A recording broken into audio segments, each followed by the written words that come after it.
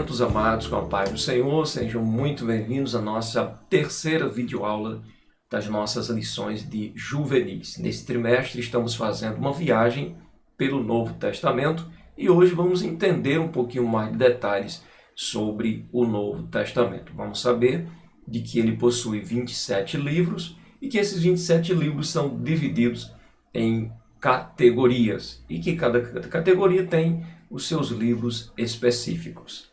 Amém? Nós temos um texto inicial, que está aqui em 2 Pedro 1:21, o qual diz: porque a profecia nunca foi produzida por vontade de homem algum, mas os homens santos de Deus falaram inspirados pelo Espírito Santo. Entendemos que toda a palavra de Deus foi inspirada pelo Senhor e escrita por mãos humanas.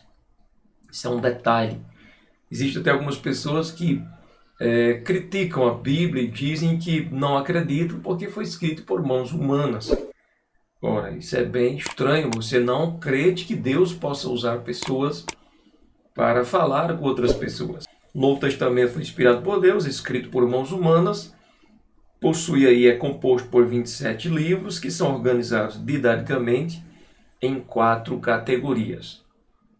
4 categorias de livros. A primeira parte são os evangelhos que são compostos por Mateus, Marcos e também por Lucas. A segunda categoria, livro histórico. O livro histórico, que é o livro dos Atos dos Apóstolos. Nós temos também as epístolas que já tem aí um grupo maior, né, de livros que são Romanos, 1 e 2 Coríntios, Gálatas, Efésios, Filipenses, Colossenses, 1 e 2 Tessalonicenses, 1 e 2 Timóteo, Tito, Filemão, Hebreus, Tiago, 1 e 2 Pedro, 1 e 2 3 João, Judas. Aqui nós terminamos, né, as nossas epístolas. O último livro que resta, que é o Apocalipse, nós temos aqui como a última categoria, que é livro profético. Então é admirável, né, o fato de Deus escolher como seu método de comunicação preferido falar com os seres humanos por intermédio de outros seres humanos, como bem salienta a obra Panorama da Bíblia, da CPAD. Assim podemos dizer que o Senhor é o autor do Novo Testamento, bem como de toda a Bíblia, tendo inspirado os seus servos a escrevê-la a fim de revelar sua vontade de maneira compreensível a todos. Então, para ser de maneira compreensível a todos, claro que o meio para chegar a toda a humanidade é partir através de seres humanos, que fica mais fácil de comunicação, da gente entender o que está sendo dito. O primeiro capítulo, o primeiro tópico da nossa lição de hoje fala sobre os evangelhos. O nosso segundo tópico fala sobre o livro histórico. Terceiro, sobre as epístolas. E o último, sobre o livro profético. Vamos por partes. Vamos primeiramente ver um pouquinho resumido sobre os evangelhos. Mas o que é evangelho, né? A palavra evangelho origina-se do grego euangelion, que significa boa notícia. Evangelho significa boa notícia ou boas novas. Como consta na tradução de vários versículos, especialmente no Novo Testamento, nós encontramos a palavra evangelho, por exemplo, em Marcos 1, verso 14 e também verso 15. Está escrito da seguinte maneira, olha só. E depois que João foi entregue à prisão, veio Jesus para a Galiléia pregando o evangelho, quer dizer, as boas novas, do reino de Deus. E dizendo: o tempo está cumprido e o reino de Deus está próximo. Arrependei-vos e crede no evangelho. Os primeiros 4 livros do Novo Testamento, Mateus, Marcos, Lucas e João, são, portanto, chamados de evangelhos pelo fato de conter a boa nova de Deus para a humanidade, através dos registros do nascimento de Jesus, da sua vida. Aqui tem os seus ensinamentos, fala também sobre a morte e também sobre a ressurreição de nosso Senhor Jesus Cristo, e fala também de uma promessa de retorno para buscar a igreja. Então isso aqui faz parte, né, do bojo do Evangelho. Portanto, apesar de existirem 4 livros com nomes e autores diferentes, porém o Evangelho é um só. Por exemplo, Mateus não é um evangelho que é diferente de Marcos, não. É um evangelho só. Portanto, apesar de existirem 4 livros com nome diferente, temos um único evangelho. O evangelho é um só, pois a mensagem central, isto é, a boa notícia anunciada em todos eles é a mesma. Qual a notícia que é? A salvação em Jesus Cristo. Jesus aparece nos evangelhos como o tema central, principal, a salvação. Por isso é comum referir-se à palavra evangelho no singular. Por exemplo, a gente nunca se refere, quando falamos de evangelho, nunca nos referimos assim, por exemplo, nos evangelhos do Senhor. Não existe os evangelhos do Senhor. Existe o evangelho que a gente encontra em Marcos, né? Mateus, Marcos, Lucas e João.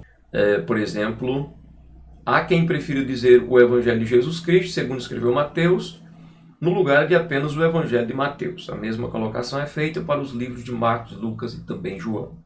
De fato, cada qual apresenta suas especificidades e pontos de vista diferentes sobre situações da vida e feitos de Jesus.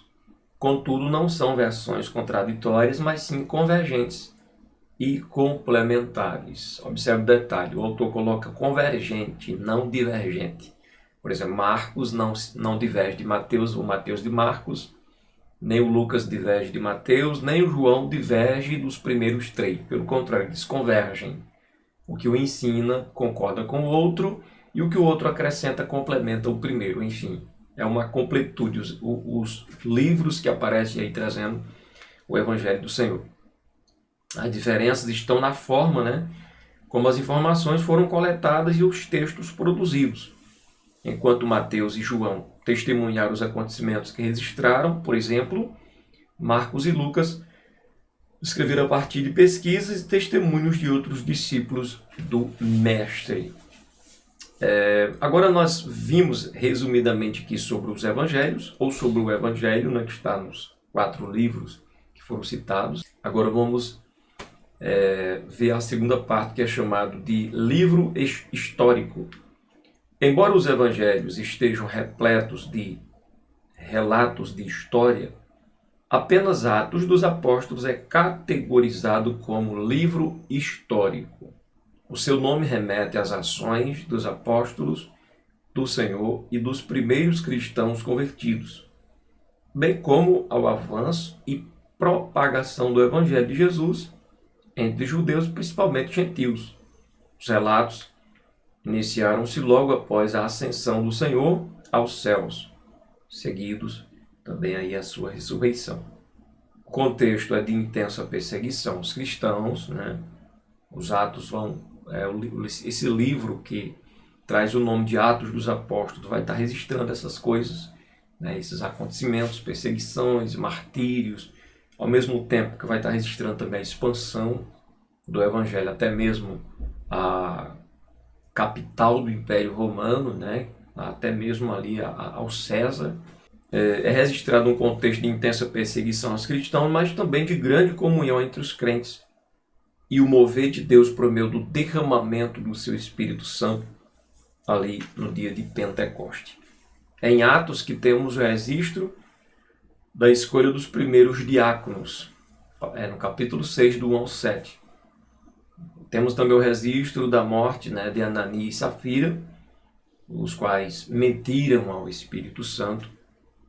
Esse registro está em Atos 5, capítulo 5, verso 1 ao 11. Temos também o registro do apedrejamento, né, o apedrejamento até a morte, né, de Estevão, que foi o primeiro mártir cristão. Nós encontramos em Atos, capítulo 6, verso 8 ao 15. E capítulo 7, verso 54 ao 60. A ousada mensagem pregada pelo apóstolo Pedro, né, registrada também, a qual agregou aí cerca de 3.000 vidas ao Senhor. Isso está em Atos 2, verso 14 ao versículo 41. Temos também o registro da conversão de Saulo de Tarso, né, que também é chamado de Paulo, está no capítulo 9, do 1 ao 18, né, que passou aí a se chamar Paulo Apóstolo dos Gentios. E temos também o registro das viagens missionárias de Paulo, registro de naufrágio, a víbora que pegou no seu dedo, mas ele não morreu, enfim. É toda uma história bem contada, bem interessante. Então nós temos aí os 4 primeiros evangelhos, que no caso, como eu já disse antes, a gente se refere aos 4 primeiros livros chamando de evangelhos, porém entendendo que existe apenas um evangelho de Jesus Cristo. Chamamos de evangelhos por serem autores diferentes, mas de forma geral é o evangelho do Senhor Jesus Cristo, né? Os 4 livros formam um evangelho só.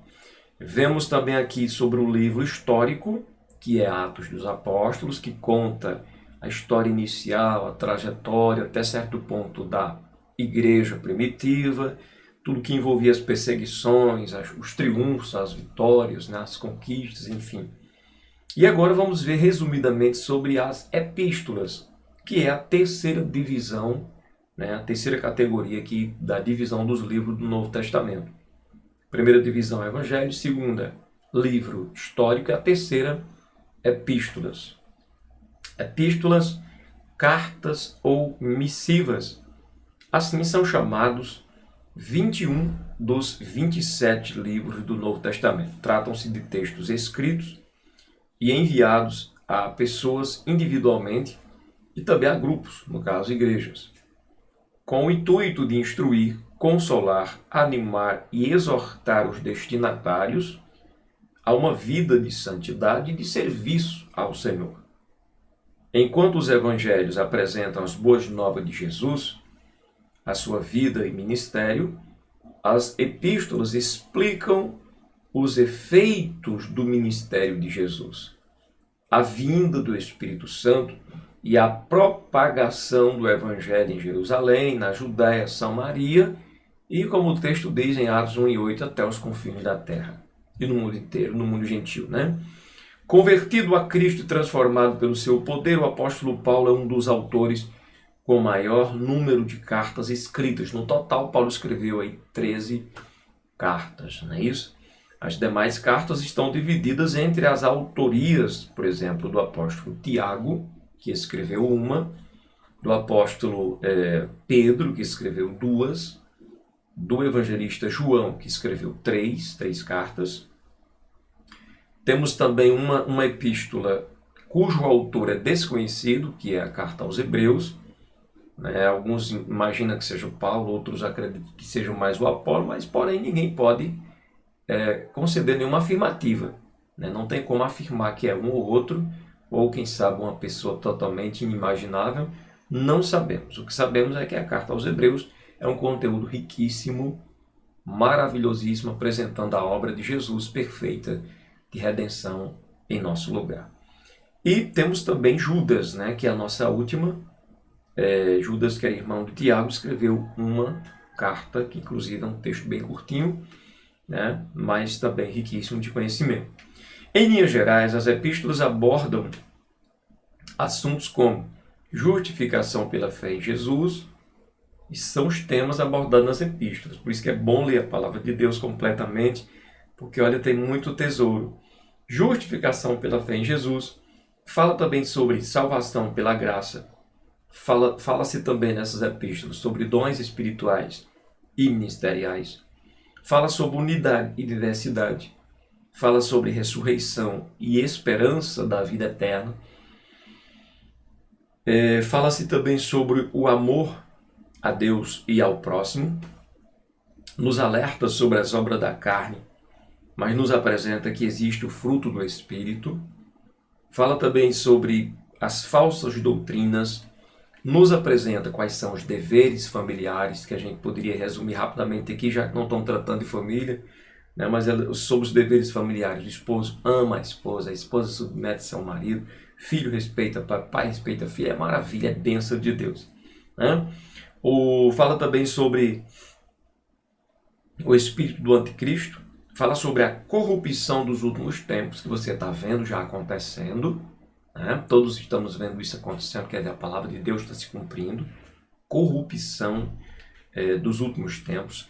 Algum tempo atrás, alguém alegava que a corrupção era problema, corrupção de modo geral, era problema de falta de educação, mas hoje estamos vendo pessoas super, hiper educadas corruptas, em todos os sentidos e aspectos. Quando eu falo sobre corrupção, não me refiro apenas à questão de corrupção na política. Em todas as áreas e âmbitos existe corrupção, né? O que só não é possível na vida daqueles que nasceram de novo, que andam no temor de Deus. Não me refiro, não é nem tanto aquele que tem um título assim, eu sou cristão, evangélico ou protestante, ou seja o que for, pertenço à denominação tal. Não. O que é interessante é que a palavra de Deus transforma a vida das pessoas. Mas é quando a palavra de Deus entra no nosso coração, encontra guarida.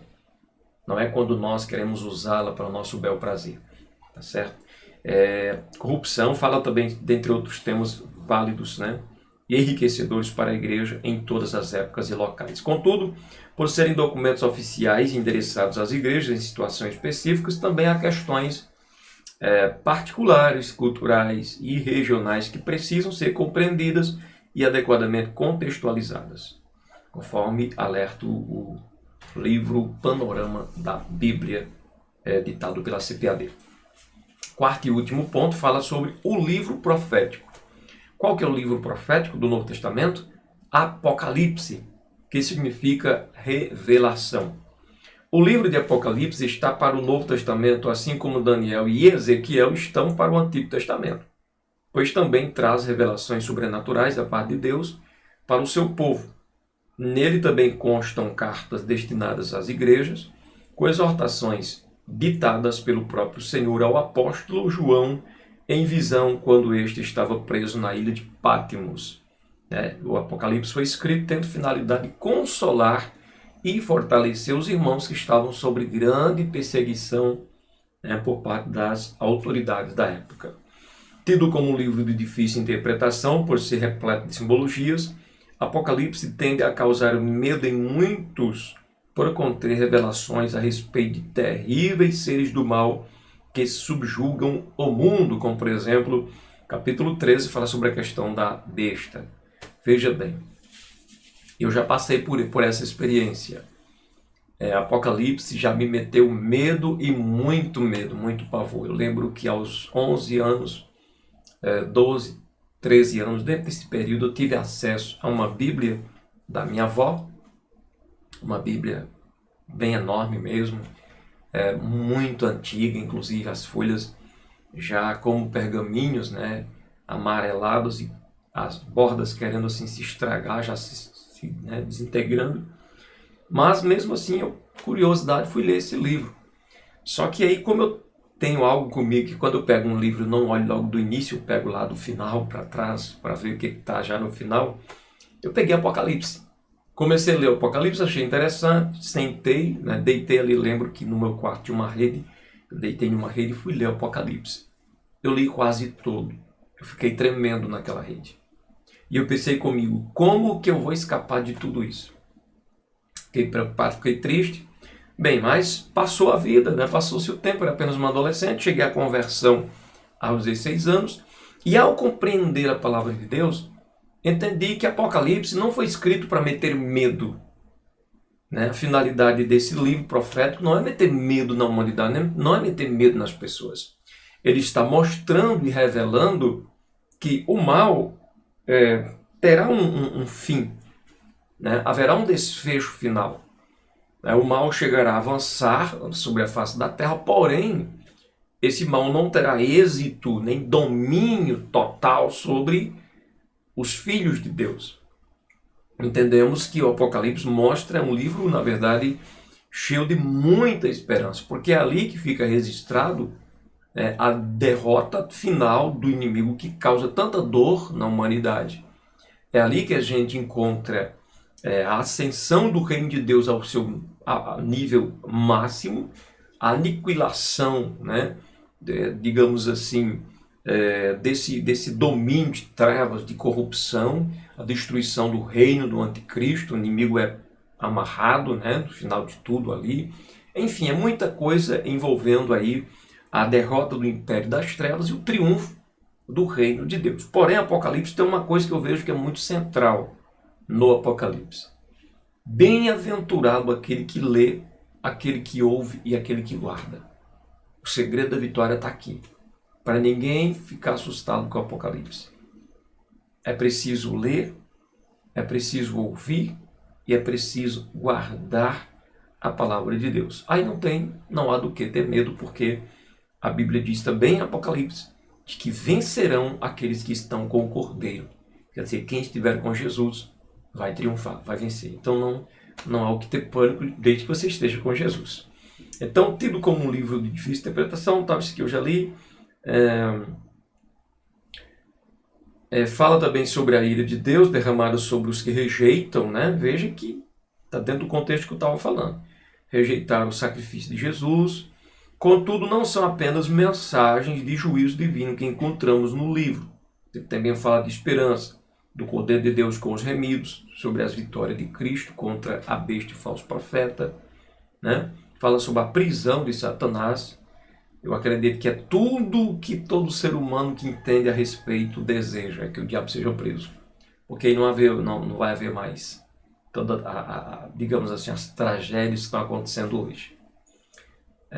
Vamos ter aí o reino milenial de Cristo, o novo céu e a nova terra, as bodas do Cordeiro, a nova Jerusalém e o estado eterno de felicidade e paz dos remidos do Senhor que perseveraram até o fim.